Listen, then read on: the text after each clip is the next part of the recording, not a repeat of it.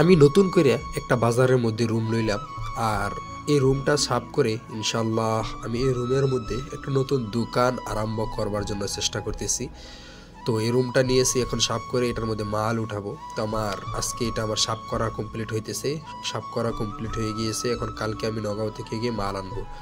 তো আগামীকাল আজকে আমি নগাঁও থেকে নিয়ে মাল এনে তারপর মালগুলা এখানে আমি 2জন মানুষ লাগিয়ে দিয়েছি বাস করার জন্য, তারা মালগুলা মানে বাস করতেছে।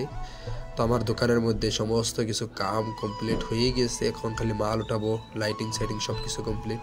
আর তারপর এইভাবে দোকান চলতে থাকে, দোকানের মধ্যে মাল উঠাই, তারপর আমি বেচাকিনি করতে থাকি, আমি নিজেই বসি। কখনো কখনো আমি অন্য মানুষ বসাই, আমার দাদাকে বসাই, কখনো আমি বসি, এরকম আমি চলতে থাকে। তো আপনারা কেউ যদি আসতে চান তাহলে আসবেন মিলন স্যারেলি, যে বান্দর স্যারেলি বলা হয়, সেই জায়গার মধ্যে আপনারা আসলে আমার এই দোকানটি দেখতে পারবেন। আমার দোকানের মধ্যে আপনারা যেগুলো আইটেম দেখতে পারবেন আমি সুন্দরভাবে আপনাদেরকে দেখানোর জন্য চেষ্টা করতেছি।